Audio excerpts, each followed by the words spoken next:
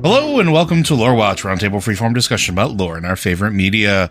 I'm your host, Joe Perez, one of several lore-focused folks from Blizzard Watch, and I've got my stupendous co-host with me today, Matt Rossi. How are you doing today, Matt? Good. Well, it has definitely been a very busy week, and a lot of heavy news has been forthcoming. Right now, we are in the middle of a pledge drive for Blizzard Watch. We are currently at a very low Patreon support level, and with the trouble that we've been having with our advertisers, it is causing us to cut back on a lot of items, a lot of writers, a lot of staffing, and a lot of things to try to make sure that the site continues to go. Right now, we are asking that if you enjoy our content, if you're listening to this podcast, maybe after its release, if you've considered becoming a Patreon supporter, now would be the time to do so. And it's at patreon.com/blizzardwatch. We do offer a number of benefits depending on the tier you're in, such as early access to our podcasts. We do have an ads-free experience for the site as well. And we do have other things that we do give to our Patreon subscribers, like access to our staff chat. You can see a lot of the behind-the-scenes stuff. So it's one of those things, if you've been on the fence and you've been enjoying our content and you can support us monetarily, now's the time for us to sort of ask you to do that. We would greatly appreciate it. We want to make sure that the site continues to exist and can get back to where it was. Now that that's out of the way, we are going to be answering some of your questions today if we can get to get there. We have a topic that we're going to talk about at the top of the show. But if you have questions for this or any of our podcasts, you can send those into podcast@blizzardwatch.com or our Q and Podcast Questions channel on Discord. If you are a Patreon subscriber, you can hit those up to us directly in the Patreon Q and Podcast Questions channel, which we do give first billing as another added benefit to our Patreon subscribers for whenever we pull any questions in for any of our shows. But let's get into this week's episode. And I want to talk about something that I found accidentally. Like, I don't know that I knew it was there, but I was poking around the area last night while I was waiting for a group to get ready to do some Mythic Plus keys, and I'm sitting inside of the inn at the base of Amadrisal. One way I'm going to pronounce that a million different ways. Amadrisal, I think. Amadrisal. And inside the inn is a book laying on the table, and it is highlighted in a soft purple glow. It is something you can actually pick up and loot. And it is a readable book, and the book is titled The Legend of Elun'Ahir. Now, I'm going to read this because I think there's some interesting implications here, and I wanted to read it too because I think there's some stuff in here that Matt called out like 3 years ago, which I think is absolutely fascinating. So the book reads as follows. As we gather to defend Amadrisal, we cannot help but recall the tragic fates of World Trees past, those lost to sacrifice, to corruption, to flame. Yet there is an ancient tale, some claim it merely a legend, that tells of an earlier world tree that also met a sorrowful fate. Though it lived only a short time, its legacy endures. Long before the dragons drew breath, Azeroth was conquered by writhing horrors that plummeted from the skies and infested our world, the old gods. How long the reign of their Black Empire lasted, we cannot know. Surely it must have been a time of unimaginable suffering. But at long last, there came hope. The brave Titan Agramar discovered Azeroth, shining like a beacon in the great dark. As he gazed upon the beauty and power of its slumbering soul, he realized it was imperiled. He told the other members of the Pantheon how the world they sought had been corrupted by the old gods. The Titans gathered to eradicate this dark influence. Seeking to bring hope and healing, our patron Titan, Elun'Ahir, carried a gift given to her by Elun, a branch of Gahnir, the mother world tree. The Titan believed that the influence of life would drive the darkness away, so she reached down her hand and shaped the soil of Azeroth, planting the branch where it could be fed by river and sky. The branch swiftly grew into a tree, its roots extending deep, deep below the surface. Elun'Ahir smiled, for everywhere the roots stretched, new life emerged. She called the tree Elun'Ahir in honor of her great love. When Aman'Thul saw that what Elun'Ahir had done, he chided her. "This is not order," he bellowed. "You have infected this world with uncontrolled chaos." The Highfather took hold of the World Tree's trunk and tore it from the earth. Elun'Ahir wept bitter tears that rained down upon the resulting crater. But as she peered down upon the sundered earth, the Titan realized a truth she did not share with the Highfather. Though he had destroyed the tree, its winding roots held firm beneath the soil, hidden from Aman'Thul's gaze. As the forces of the Titans waged war against the Black Empire, Elun'Ahir bid her keeper Freya to watch over the crater and nurture the life that blossomed there. Below ground, the roots fed upon the tears of Elun'Ahir and grew strong. The war was long, but in the end, the Titans claimed victory, and Elun'Ahir was pleased, knowing Elun's legacy would endure. It is said that much later, as the world entered a new age, mysterious guardians arrived who dedicated their lives to protecting the roots. But that is a tale for another time. Now let us stand with our allies to defend Yggdrasil, crown of harmony, together. We will preserve this symbol of hope, this symbol of the future. It is really, really, really interesting, a lot of the stuff there. The fact that the branch of Elun'Ahir was given to Elun'Ahir by Elun, that's a huge revelation. Well, the revelation is that it was given to Elun'Ahir. Yeah. That was never really mentioned before. Uh-huh. It was just kind of like vaguely mentioned somehow, the branch got here somehow, blah, blah. But also the fact that Elun'Ahir is referred to Elun, at least the way I took it, is that Elun was Elun'Ahir's love, which would explain why. Whatever she means by that. Yes. I mean, I certainly took it to mean the two of them were in a relationship of some sort. Which would also explain why Elun'Ahir's soul went to Elundris. Yes, it would. You definitely. But also, what does that mean in terms of Elun'Ahir and Elun? Why the tear of Elun was the thing that, for lack of a better word, Elun'Ahir, the thing that Elun'Ahir provided for the Pillars of Creation was the tear of Elun. And the other tears of Elun'Ahir watered the tree's roots. It's an interesting consideration. Whatever they are, whatever Elun is, Elun'Ahir dealt with her as someone she loved. And the interesting thing is, I think this also refers to potentially Ungoro Crater, which is, at least in my estimation, one of those areas that one is referred to as the crater. We know it was used as, and I'm air quoting, a Titan petri dish. Mm-hmm. And there is Titan facilities around there that we never knew why, but because there's only really two places that it would have made sense. Would have been Sholazar Basin, which probably would have been too close to the rest of the Titans facility watchers, right?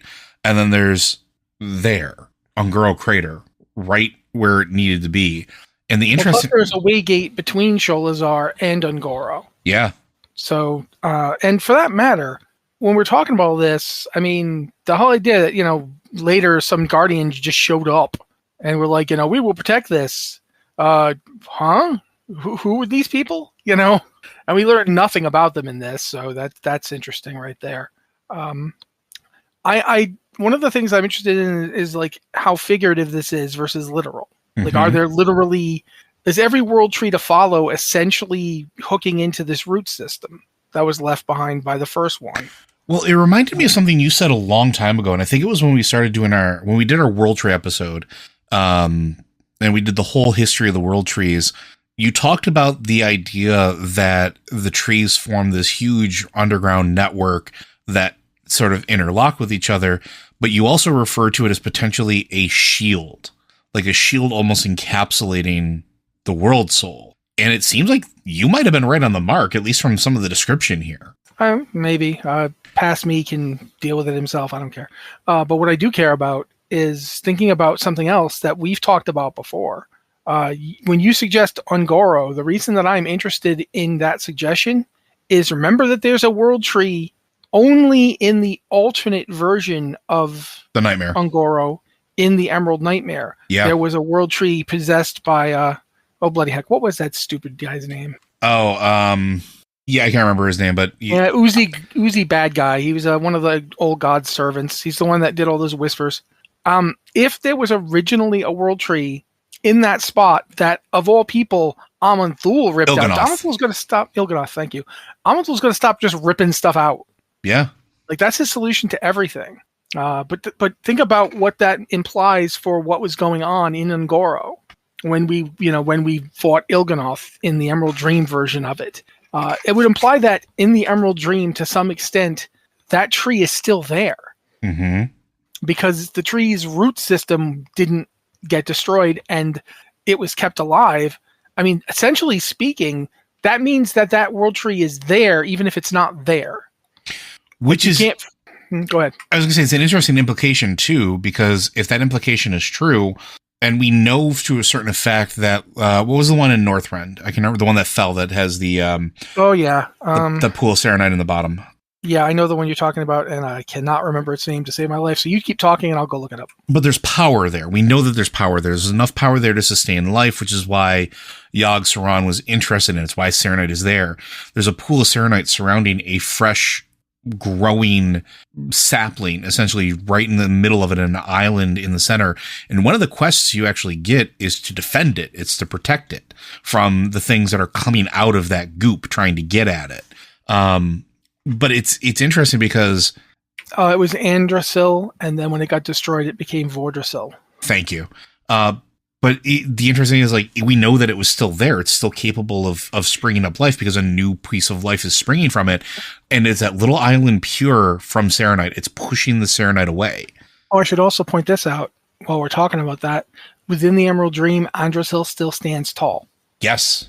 So world trees that have been felled aren't felled in the dream. And I think that's important with what's going on right now in the Emerald Dream. Like, why we're dealing with what we're dealing with.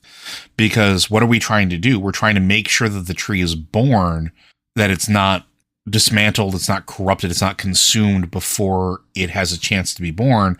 Because what happens to it in the dream may be the essence of true death or true essence altering, which is why Fryrak is so concerned with it and going there specifically and not waiting for it to be born. What do you think? I mean, that certainly is one possibility, and it does definitely play into this idea that the birth of Amirdrasil was an attempt to redress the balance. Like, things were... They basically had lost too much, and the balance from, like, the deaths of the Night Elves and so forth, the loss of Teldrassil, for all that Teldrassil wasn't anything, that was basically the idea of one person. And we know that Fandral Staghelm wasn't entirely stable. And it's curious to me that he wanted to make a world tree so badly. Partially, he said he wanted to create a return to the immortality of the Night Elves. But we know that he was being manipulated by Xavius. Yep. And that Xavius even had them plant a branch of the tree that was grown inside him by Malfurion during the War of the Ancients. He had that grafted onto Teldrassil, although it was later cleansed. But with the complete destruction of Teldrassil and the corruption of Shaldrassil by the Satyr, Nordrassil was regrowing. But think about if you look at the world tree situation, of the world trees that we have had, Nordrassil was nearly destroyed. It barely survived. Teldrassil destroyed. Andrassil destroyed. Shaldrassil corrupted. And the unnamed tree in the Emerald Dream is obviously not there in our Ungoro. Mm-hmm. If that tree is the tree we just heard about, that's the first tree in the system. And what is that whole thing about how many torches to light our way? 5 torches. Yeah. With the ones that we know have been destroyed or corrupted, 1, 2, 3, 4. We can four destroyed. Nordrassil you can't count. Yeah, I was going to say we can't count Nordrassil, but we can kind of count the one that Il'gynoth was in. Yeah, so that's 4. If Amirdrassil falls, that's 5. And it would make sense though too, right? Like, it ties back in with a couple of the things. Like in the book, it talks about the tree being able to drive back the darkness where the roots are, where they touch, where life springs up. So we know that it is pushing back sort of the Black Empire a little bit. At least it's capable of doing so. And it would explain why Fandral kept thinking world trees were the solution to everything. Because they kind of were. He's like, well, if we can just get this one, of course he'd keep going back to it. It's almost weird to bring a Diablo reference in here, but it's almost like the deal with the Soul Stones. Mm-hmm. Soul Stones never really seem to work. They've always got problems, but they're still all we've got. In Fandral's mind, maybe he was like, look, I know that we're not, that the previous world trees have not solved the problem, but if we defend this one, maybe it'll do it this time. Yeah, and I think he was onto something. I think he was onto something. I think the problem was that Fandral was obviously noticed by the old gods when he was involved in the war to stop Cahun.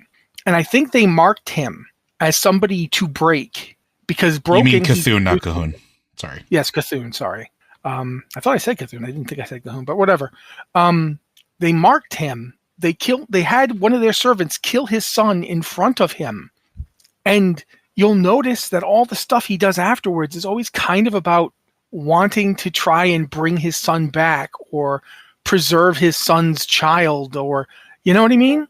Mhm. Like, he joins the Druids of the Flame because he wants to, like, you know, he's broken by what happens at Teldrassil, but he also, because he wants to protect, you know, he goes to his daughter-in-law who has lost her child. That's his last living, that's, you know, his son's daughter has died. That's the last bit of Fandral's, like, family. The only person left to him is his son's widow. Yeah.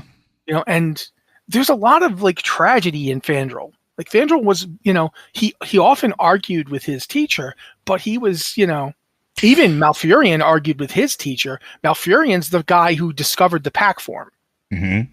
And he used it and went mad and attacked Cenarius. I mean, so it's not like, you know, Malfurion is above this kind of stuff. So that, you know, arguing with your teacher is just something people do. But Fandral always seems to have, like, it's like, you know, he didn't get to be where he was for nothing. You know, he did, before they murdered his son in front of him and broke him, he was holding the old god forces off. He was beating the Ahir. Well, and he was also doing research at that time too, because don't forget, wasn't he in communication with the High Elves? Didn't he have runners going back and forth? I don't know if he did or not, but we know that there were High Elves going to Winterspring. So so it's possible they work in communication. I don't know that that's true, but I don't know that it's not. There's a possibility. But the interesting thing to me, though, is if he's looking for ways to secure against the old god, what also is right next to where Cthulhu is? Ungoro Crater's a hop, skip, and a jump away. Yeah, and we know for a fact that the old god's minions went around it. They had to. They did not go through Ungoro. They went around it. Yeah. It's actually worth pointing out that even if Fandral wasn't in communication with the High Elves, the what's the civilization around where the High Elves are now, there are elven ruins going back to before that. Yeah. What is it called? Bow Shadow? Leaf Shadow? Bow Shadow, I think. Yeah, the one that's south of where the High Elves / Blood Elves are. There's that Dragon and Nightmare portal, which means that there is a Night Elf building there with a portal to the Emerald Dream. Mm-hmm. And therefore, if not a world tree, they were trying to build something there that would have helped defend. And we know that there's another. I've always been weirded out about this. If you go to directly south of Stormwind, I want to call it, I can't remember if it's Night Vale or not. Duskwood. Duskvale, Duskwood, yeah. There's that enormous mountainous area just smack dab in the middle. The crater of the zone. It's almost like a giant crater where a mountain should almost like a crater. And there's another one of those Night Elf temple buildings with a giant portal to the Emerald Dream, and it's right there. It's, if you're talking about, you know, hop, skips, and jumps away from things, it's not that far from the Badlands. Yeah, it's not that far from Uldaman. Yeah, and these routes that she talks about, it might not just be that they, you know, keep in mind first off that this would have been before even the Well of Eternity existed. Yes, because it was before Yasharaj got plucked. Yeah, so the world was shaped very differently, and everything that we think of as the modern world was closer together. Because when the implosion happened, when the subsidence happened, a lot of things got pushed away. Mm-hmm. Like, so everything was closer together. And if you go back and look at those ancient maps that are in Chronicle, you can see that, like, Cthulhu's influence goes along the southern area and into what is currently Kalimdor and into what is currently the Eastern Kingdoms, the southern area of it. He reaches as far as where the Dark Spear would eventually be.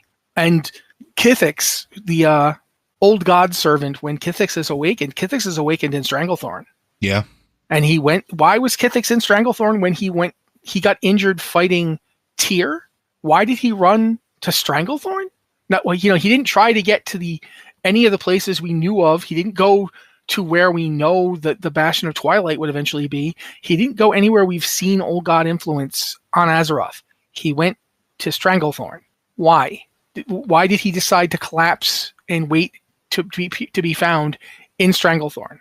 That's something that you like really think about in terms of why the world was when this world tree was planted. It's possible that, yes, Ungoro is the remains of where the tree was. That doesn't mean that's where the roots stopped. True. Very true. And the roots might have gone up and down and into all these places. All those places that Night Elves put temples. What if that's a place where the roots formed a nexus? And what if the tree that we see growing in each of them was an offspring of that original world tree? And that's why they made such good entrances and egresses to the Emerald Dream. Because Gahanir, the tree that this tree directly came from, that's where Gahanir is. It's in the Emerald Dream. So there's just, I guess saying it's in the Emerald Dream is a little disingenuous. It's like its own pocket reality.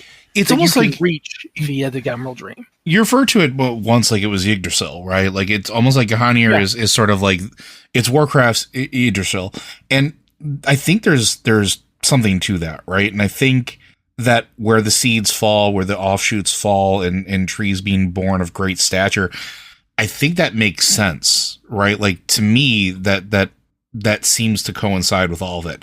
But I keep coming back to what you're talking about with like Fandral Staghelm, right? That's what I think. I think he might have known. That's what I'm saying. Yeah. High Elves. I mean, I'm going to shut up and let you talk, but I'm just going to say so people know. I think that what Joe and I are both probably thinking, and we'll see if you are thinking it, but is that Fandral might have known about this. Like he might have read this book or something like it, some other book that mentioned it. And he may have been looking, when he was trying to plant world trees, he wasn't necessarily trying to supplant anything. No. He was trying to reuse that system of roots. He was trying to, in effect, make it more powerful by layering more roots into it. And not only that, but they were using it almost like a cap to like put it on top of something that should have been contained. They were using it like a stopgap.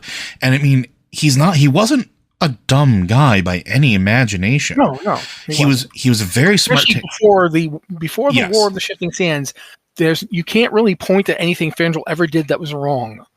But like I said, he was argumentative, but he wasn't necessarily off. Oh, 100%. And I do think that while he was argumentative, there's no doubt in my mind from everything we've heard about him that he was a brilliant tactician. And when you're dealing with things, there's almost like this moment, like when you read some of the older books that were written by like, Patton or some other famous generals that we've experienced. One of the things they do is they watch the enemy's movements to try to make predictions on where stuff is. This is old school. They would, okay, where are they avoiding? What are they doing? Where are they going? What are they moving towards? Like, what are our scouts seeing them, move towards or staying away from? And how can we use that to our advantage?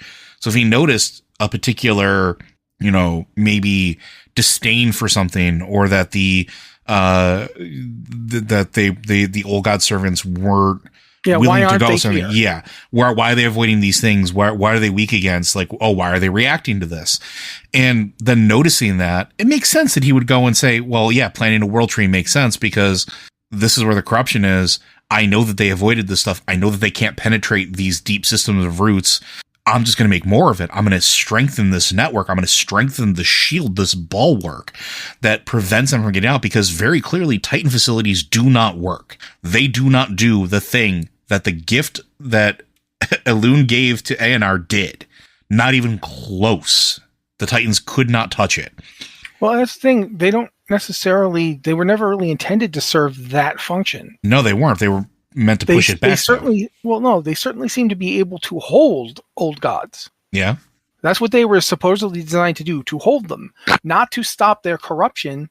In fact, if we even know of one Titan facility where they were studying their corruption because they didn't understand it. And they straight up say, what is this? This doesn't make any sense. This isn't orderly at all. It's like, I find myself wondering if the weird fixation that Aman'Thul shows here for order over all else comes from their hugely negative reaction to the chaos that the old gods bring. Yeah. If they recoiled from it and were like, anything that isn't order, if it's like that, oh God, we got to get rid of this. And that makes me think about Sargeras's reaction. Sargeras saw a void creature infesting a world soul. He saw a world soul that was going to be born attuned to void. This tells us a couple of things. One, that you can do that. Mm-hmm. And two, we've been calling them Titans this whole time, the Titans. But Titan, I think we talked about this before. Titan might not be a word that just applies to the ones we're seeing, like Elun'Ahir and Aman'Thul and even Sargeras. Like Titan might just be like, any of these beings that is like from one of these primordial cosmic forces. You could call the Pantheon of Death Titans. Yep. It's been said they're as powerful as Titans. What makes a Titan a Titan? Like a Titan of order, but you can also have a Titan of void, of chaos, right? Yeah, and you can have a Fel Titan. We know that you can have a Fel Titan. Yeah, because we have one. Sargeras became one. Sargeras realized that order seemed really weak against chaos, and so he went to something that wasn't weak against chaos. Fel, which is really good against chaos and order and everything, because Fel is literally the destruction of these things. Fel is like the place where everything goes back to be recycled. Fel is in its own way universal re-origination. Yeah. And that makes me think about the idea that, the old gods are clearly want to make one of these things for themselves. They want to have one that is void based and works along the same principles as they do. And that makes me think about what it is about Elun and the gift that Elun gave to Elun'Ahir that isn't weak against the old gods. It's why is she so sure that life can do this when order can't? Like, what is it about life that, is it because life is inherently both chaotic and orderly? Because, it really is. It's sort of the embodiment of both, right? Yeah. Life is fractal. Life repeats patterns, but life branches off in odd new directions, and then those odd new directions become part of the pattern. Life is an orderly progression of chaos, which sounds absurd, but if you look at, chaos theory, the thing that we have in our world to explain how chaos works and unfolds, it's like, look at turbulence. The reason that liquid has a hard time pouring out of a soda bottle compared to like just a bucket is that there's a bottleneck, and the bottleneck causes turbulence because not just, if you were trying to dump water out in a place with no air, then the water would just go straight down the edge of the end of the bottle. It's the fact that as the water is trying to get out, air is trying to get in that causes turbulence, right? Mm-hmm. Yep. And that's a principle that you can see, like, all over life. Like, you can see it in your own bloodstream. If stuff cuts off a passageway, if stuff is trying to travel in the same direction, like the opposite direction, you can see that in human bodies and throughout all, other bodies as well. I keep thinking about this in terms of like the concept of what root systems do. What does a root system do? It breaches the ground and it pulls like nutrients and stuff up out of the ground, right? But it also pulls up heavy metals. It also acts as a communication network, because we know that they're literally studying this now. There's a paper that was just released about the largest forests in North America, all sprung from a single tree, and all seems to be connected to the same root system. We talked about this a few weeks ago. And there's that idea that, plants have a symbiotic relationship with fungus, where there are these fungal networks that are effectively around the tree, constantly telling it this is bad stuff coming or good stuff coming. And all of this comes back to this idea, like Elun'Ahir handed her a branch from Elun'Ahir and said that this will help you. This will do what you need it to do. If Fandral knew about that, and we know that of all of the beings we're talking about, we know that Elun possesses the power to kill an old god, because one of Elun's chosen, one of the Night Warriors, killed an old god. Yep. Go ahead. I was going to say, it wasn't Elun's first rodeo with old gods at this point. Yeah. So why, and how did she know this exactly? Did she know it because of her first Night Warrior? Had she seen like what happened there? I mean, obviously she would have if it happened, like, depending on when it happened. There is a lot to this to unpack and think about. But if Fandral was basically combing through everything he could find, trying to come up with a strategy to stop this, it's sort of like, imagine you've got a crack in a containment vessel that you can't decommission. You can't take it off and just not have it. You need this thing to be where it is, but it's got a crack in it. You spot weld it. Yeah.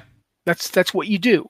I mean, if you've got a problem with a support beam, whatever, you would basically brace it and spot weld it and do other things to keep it together until you could get something like an actual replacement in place. He may have been trying to do both. Well, the other thing too that's interesting is, like, think about where this book is. This book is in the Emerald Dream where we find it, right? Yeah, isn't it like right near Amarydrasil? It's in the inn at the base of Amarydrasil, right? We don't know who left it there. We don't know who wrote it. There's nobody signed it or anything like that.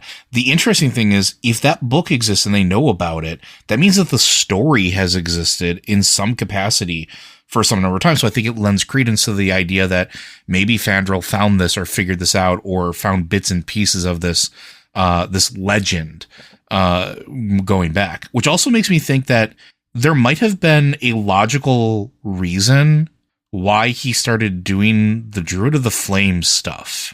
And this might be a little bit of a stretch, but I think there's some potential here. Where, what do you do when you want plants to grow in a field that has grown stagnant? You burn the leftover crops that are now no longer able to flourish like they once were, to push their nutrients back into the ground in order for new growth to spring forward. Wait a minute. Think about what the primordial guys we've been dealing with. What is their number one thing the incarnates? Yep. Yeah. What is their number one thing they want to get rid of? The influence of the Titans. If you're Fandral and you're reading this myth, what do you see in this myth? That the Titans made it actively worse by essentially snubbing that gift. And of all of them, only A&R was listening, right? The rest of them were not listening. And it was the power of Elun and not the Titans that was the point of this. It was the point of this myth. If you're him and you join with, who do you join with? The Druids of the Flame. Who are you associating with? Ragnaros. Who also? An elemental lord. Who has a problem with what? He has a problem with the old gods and the Titans. Yeah.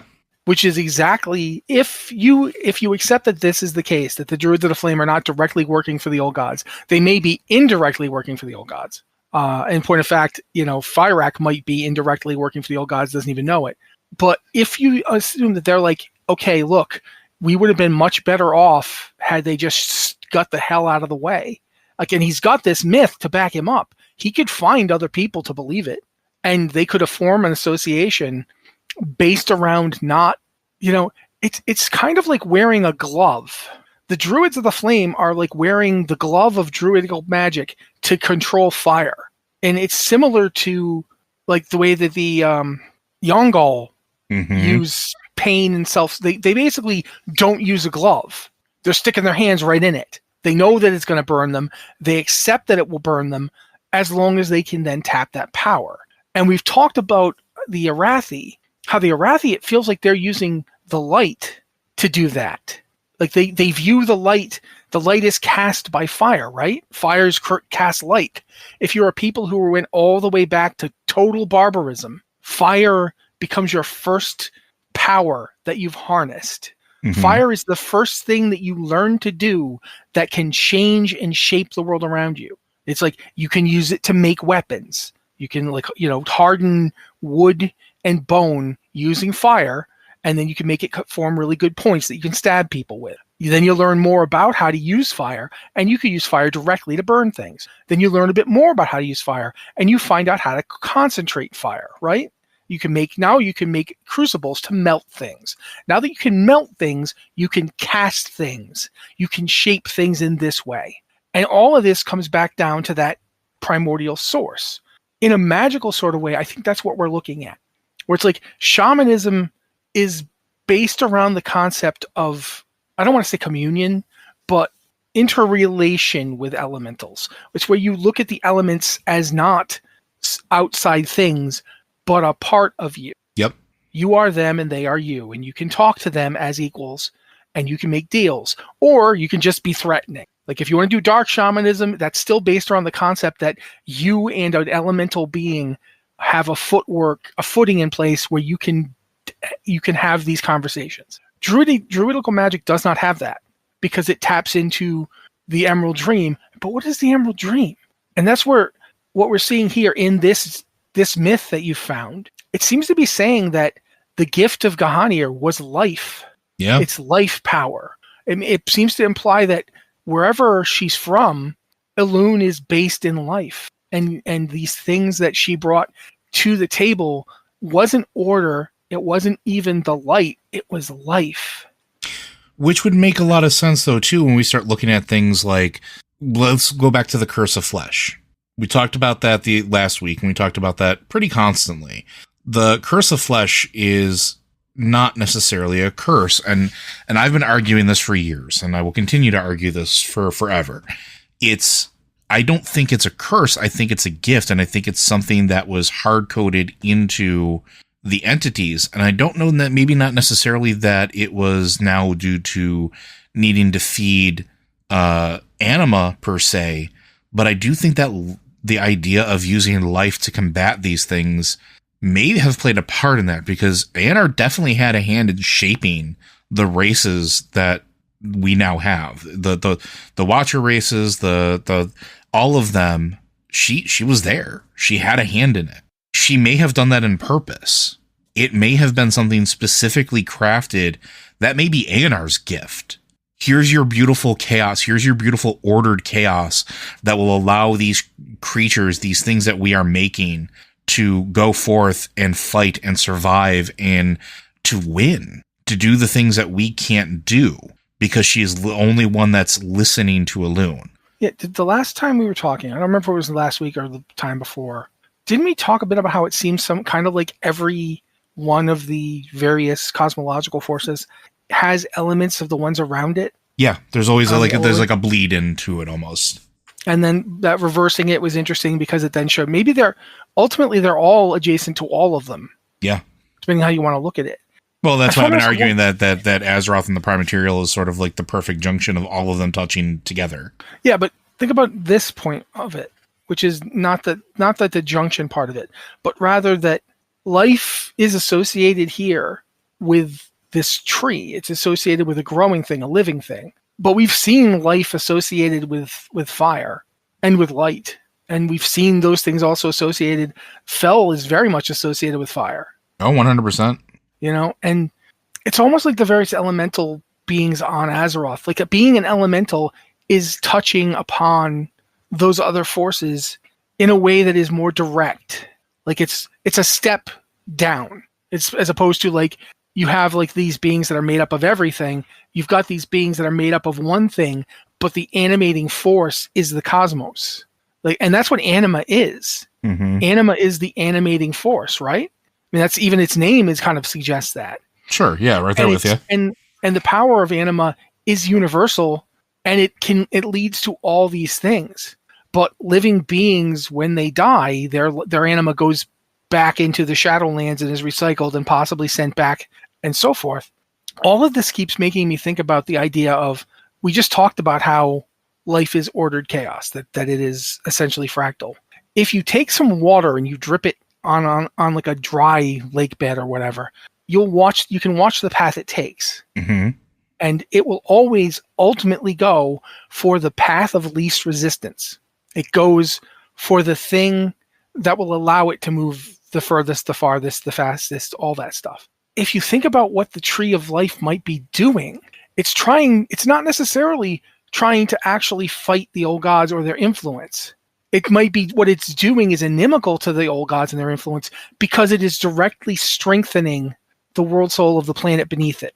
Yeah. It's ignoring the void. That might be how it's beating it, because it isn't dealing with it. It isn't touching on chaos. It isn't relating to it in any way. It's not giving the void anything to corrupt. Which is why the void's so obsessed with it. Yeah, because they that's what they do. They corrupt things. If we can't corrupt it, then what? Like, they can't do anything in the material plane without making use of what's in the material plane. Yeah, but it might not just be them. Think about that for a second. It's not just the old gods who can't do anything in the material plane, because let's go back to those constructs you were just talking about. those Titan forged, who are made up out of elements and the curse of flesh eventually affects. The Titans had to make them out of something. Mm-hmm. And they made them out of rock and stone and metal. They made them out of the strongest elements they could find, but they made them out of elements. And yet, how does the curse of flesh change them? What is the deal with making them flesh? Like, what does that mean? Like, why is flesh the thing that they become? I mean, flesh is still made up of elements. It's still made up of components. Like, what did they used to call it clay? Yeah. Clay is earth. It's another kind of dirt. And you make it clay by getting it wet, and then you spin it and you aerate it, and then you heat it, and now it's a porcelain. It's a hard material, terracotta and so forth. That's just a metaphor for the fact that we breathe oxygen, which means we oxidize things. Oxidization is just extremely slow fire. Rust and burning are the same thing, just on a different time scale. You're oxidizing the metal, you're oxidizing the wood that you burn. It's just a different scale because metal doesn't burn the same way, but it is oxidizing. It's the same process. All of this is me just getting around to the idea that the reason all of this is even being mentioned, the reason that Elun sent a tree branch to fight the old gods, the reason that life is inimical to them is because they don't actually deal in life. They don't make life. They don't make anything. They twist life. Well, because think about the Black Empire, right? Yeah. The creatures that they, and I'm air quoting, made here weren't actually made. They weren't new. They budded them from their flesh. They're just little versions of themselves. Yeah. And even then, they have maybe evolved. You can look at the and think about that based on the stuff you were talking about 2 weeks ago. Yep. You were talking about this 2 weeks ago about how life changes things, how Azeroth seems to change things and create. If we look at the various original, the Naraki and the Ahir, if we look at them and we look at how they have changed on Azeroth by being exposed to Azeroth, they're able to procreate. They're able to live life. Live their beings. They've been turned into beings. They have been hit by the curse of flesh. Technically, Xal'atath falls into that category as well, since Xal'atath, even though Knife Wife was trapped in a knife, it still became its own entity. It was a separate being, and even now, regardless of it serving whatever purpose that it's serving and what it will be serving in the future expansions, it is its own being now. It is separated from that device, from that knife. Yeah, and that's the reason that this was the perfect weapon to use against the old gods. Might also be the reason that it so terrified Aman'Thul that he freaked out and ripped the tree out, because it isn't a process he or anyone else can control. Mm-hmm. And it isn't a process that leads to just roiling nothingness. It creates. It makes things. It doesn't just corrupt things. It doesn't just. It's when it comes upon raw material. When the old gods come upon raw material, what do? They try to corrupt it and use it to make servants for themselves. They try to turn things into servants. The Titans try to take the raw materials and create servitors. Mm-hmm. And that's exactly what they did. And we know this because we are their descendants, but we no longer are servitors. What if we've been talking about the curse of flesh for a long time, and we talked about how the Titans, maybe the Titans made it, and maybe the old gods just figured out how to use it. But what if it's even deeper than that? What if it's Azeroth that made it? Entirely possible, too. And the curse of flesh is what we're talking about right now. The thing that tree brought to Azeroth. Because trees in mythology are often used as symbols for dangerous knowledge. Yeah, they really are. Odin hung from the tree 9 nights out of 9, affixed to himself. He speared himself, hung himself from the tree. In the pursuit of knowledge. Yeah. And then you've got the Judeo-Christian myth where there's an apple and it's in a tree and there's a serpent guarding the tree, but the serpent tempts them into taking the apple. They consume the apple, and now they have the knowledge of good and evil, which means now they can do those things. There's plenty of other myths of a reptilian force guarding or interacting with a tree, like Yggdrasil has the giant tree monster, Nidhogg, the dragon, at its roots, gnawing at its roots. There's the gardens of the Hesperides in Greek mythology, where if you want to get one of the apples, you have to go there. There's the apples of Idun, again Norse. There's the walled gardens of ancient Persian myth, what we call Zoroastrian or Parsis. The word paradise literally comes from the words for walled garden, paradisia. Paradisia is the walled garden. This is what is perfect in life. It isn't, it's not just some magical land somewhere. It's a created land. It's a shaped land. It's a land we made with the knowledge of how to do it. And who taught them that knowledge? The trees. It was by studying the trees and by planting trees and gardening them that they learned how to make gardens. That's why the Hanging Gardens of Babylon were one of the world wonders, because they figured out how to do that. There's that interplay.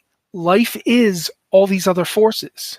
Life itself is all these other forces. Mm-hmm. And that's, to me, I think that's one of the things we really have to look at when we're looking at this. Like, there's a reason that Elun sent a tree branch. You look at that and you think, okay, wait a minute, Elun, honey. Well, also think about it this way, though, too, right? Like, taking it a step further real quick. What did we just learn in the Shadowlands about Elun? Yeah, that she's the opposite equal of the Winter Queen, and they call each other sisters. And she did what to try to help the Winter Queen? She sent her people. Who were filled with anima, who were filled with life, a gift she gave to the planet, potentially. And also, if you think about that, since you're talking about that, that's actually really cool and interesting and made me think of this. Those people were going to die anyway. Mm-hmm.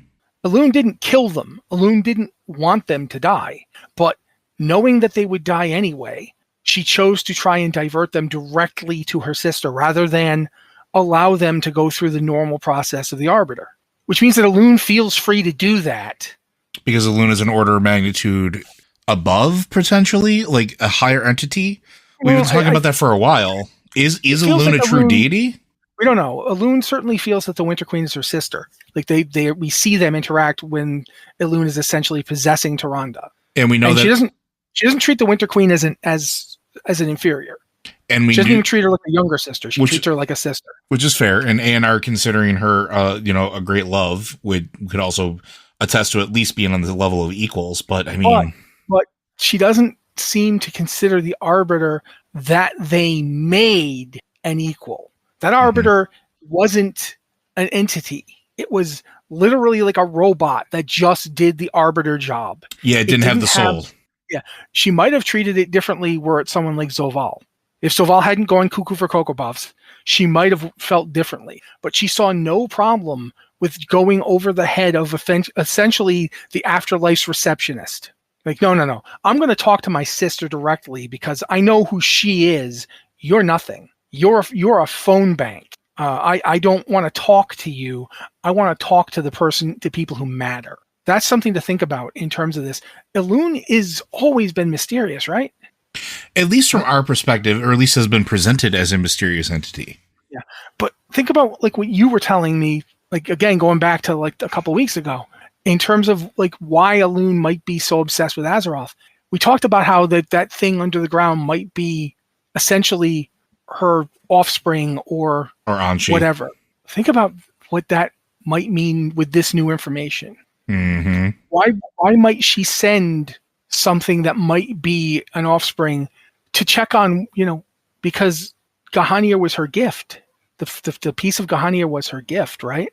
Mm-hmm. Maybe he was going to check up on what had happened to it. Remember, they say later, mysterious people came to defend the network. The network is underground. It's roots. Mm-hmm. Where are we going in the next expansion? We going underground. Yeah. And what are the Arathi presented as here?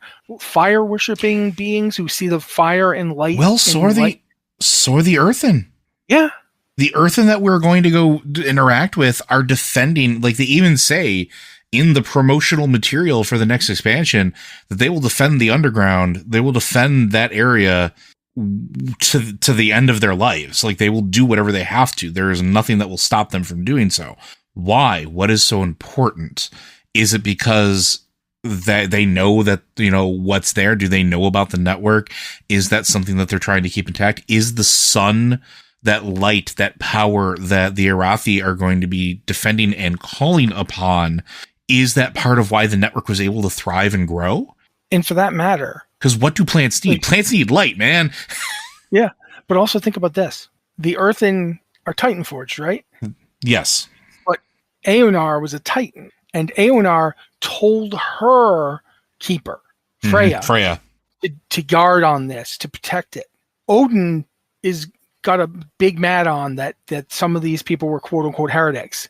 It's quite possible that Freya was the source of their heresy. If Freya was like, look, he works for Aman'Thul, and that's all well and good. Aman'Thul is the head of the Pantheon, but we both know what happened when Aman'Thul got involved last time in these matters. So don't listen to him. Just go there and do as I say. But it also makes sense. And protect this creation of, Elun'Ahir and beyond Elun'Ahir, Elun. And that would explain why the Tear of Elun was the thing that served as one of the pillars of creation when they'd finally won the war and they had to create a new system to preserve Azeroth. Well, think about it too, and this is maybe a mild spoiler for the end of the episode, but let's talk about the thing that we just did at this part of the campaign in the Emerald Dream. As we're going through the Yggdrasil defenses, we're recruiting dragons to come back to the Dragon Isle. In particular, there are two flights that we're trying to bring back. One, Netherwing. We talked about that before. We knew that we predicted that it was going to happen. Makes sense. It happens. It's a really cool storyline. It's very short, but it's a cool insight into what they value and what they need. But the other one is going with Veranoth, who is quickly becoming one of my favorite dragons ever to exist in the history of Warcraft.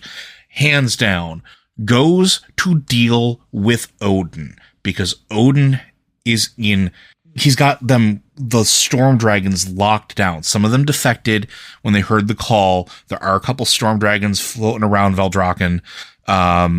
However, most of them stayed because they were honor bound. They made a promise to Odin. He's perverting them. He's basically keeping them under his thumb. But you get this idea that, yeah, maybe he's just hard-coded like Aman'Thul was. Maybe he is exactly a one-to-one representation of Aman'Thul on a smaller scale, where everything has to be perfectly, precisely controlled.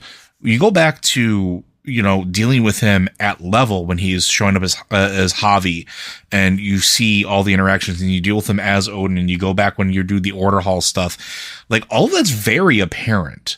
We joke about him treating players like sort of Pokemon, but... Or especially if you're that warrior. Oh, yeah. My lord. But I mean, it's not wrong. You are there to do what he wants, when he wants you to do it. And that's how he views everyone. And he was supposed to be in charge of everything. And of course, when he's in charge of everything, anybody who doesn't agree with him, whether it is Tyr, whether it is Freya, they're going to be seen as heretics because they're going against the order of Aman'Thul. Because Aman'Thul wants it a very precise way, and that's all he's ever been doing. It's also potentially, and we haven't gotten this far, which I think is interesting, and we'll come back to this maybe in a future episode, but Ulduar didn't participate in the re-origination services. We don't know why. We know that Odin was going there, and we can assume that he went there and very clearly went back to his little space of Valhalla. Because when we go and deal with him with Veranoth, it's back in his home base. It's not in, Ulduar. We haven't really been back there since. We haven't heard from any of the Watchers that are there. But anybody who was there would have been considered a heretic in his eyes. He took his ball and went home, remember? He crafted his own little section. Yes, he did get imprisoned away with Helya, but he left all the other Watchers. They were on their own. All the ones that were left behind, those are the ones we deal with. I feel like I should point out, not with Helya, by Helya. Yes. Sorry, I meant to say by Helya, not with. What's really interesting is that if you go back and you look at Ulduar, there's that giant trench in front of it. Yeah. That trench is from when they ripped the Halls of Valor out of Ulduar, because he was so mad that Tyr managed to convince everybody to empower the dragon aspects. As Joe pointed out, he took his ball and went home. Like, that is exactly what happened. He got Helya to do it. Helya is the one who actually physically ripped Mm-hmm. the Halls of Valor out of the ground, leaving that huge trench. That huge trench is presumably the path they took when they buggered off. And that is... We don't have time to go over the whole Helya story, but my word, if anything ever wanted to show you what a terrible person Odin is. But to go back to it, I think it ties in here, though, too, because going back to the Viranoth thing, one of the things you deal with is Ahir. Ahir is there. You interact with it. Viranoth stares down Ahir and says, "You're being used. You're being used as pieces in a game that you will never win because your master has no honor and has no respect for life, has no respect for the planet itself that he was supposed to be protecting." And I'm paraphrasing. It's much, much better written in game. Please go do the quest. And it's really cool. But then even Elun'Ahir goes, "Yeah, Shield Maiden, step aside. This isn't our fight for now. We're going to..." Even Ahir does. Yeah, even Ahir does. You have all of these forces that Odin's been gathering with these honor-bound trials and, trying to... They're all starting to see the truth of it. Maybe they already were years and years and years ago. But, yeah, he's not for life. He doesn't want life. He wants whatever he was programmed to do, and I think that's really important. He wants order. He wants order. I mean, to the point where we even see that he straight up lies. Like, he even says to his subordinates, the mortals shouldn't be told anything about the first ones. They shouldn't be told anything about Zereth Ordis, which, by the way, Zereth Ordis is a thing. Remember that. Yep. We called it back in last expansion. And I'm not saying that makes the Titans or him inherently evil or vicious or vile. I'm saying that it means that they are uniquely unsuited to the role of protecting Azeroth. Because they have a very specific way of looking at at least in that regard, right? They have very specific programming or guidelines. Maybe not all of them, because we know that some of them have deviated, right? Look at Sargeras, look at Elun'Ahir. They deviated. They deviated in their own capacity. But what makes Aman'Thul so... We know that he was the first to wake up, supposedly. We don't know anything until he found the others. But what makes him so beholden to order? We also know that he gave the Bronze Dragonflight the ability to see through time and space. Yeah, I mean, I think Aman'Thul is directly referenced by Dormu / Murozond when they die. So does that play into it? Is he like the light in the fact that while he can see the infinite myriad of time and space, he only sees one possible thing as true and is so hyper fixated on that everything else becomes anathema? I don't know, man. There might be something there. Definitely think there's something there. It's just a matter of figuring out how much of this is Odin, how much of this is Aman'Thul, how much of this just inherently Titan. We obviously see that some Titans like Agramar and Eonar are a lot more flexible than others. I would argue that Norgannon is another one that seems to be much more in step with mortal beings. Like, Norgannon is the one who was ultimately the patron of Mimir, Mimiron. Yeah. And he certainly, he left those discs behind, and he definitely seemed to be... It wasn't just the world as an abstract Titan entity that he was interested in. It was the world as a place. It was the world as a place, as a home to peoples.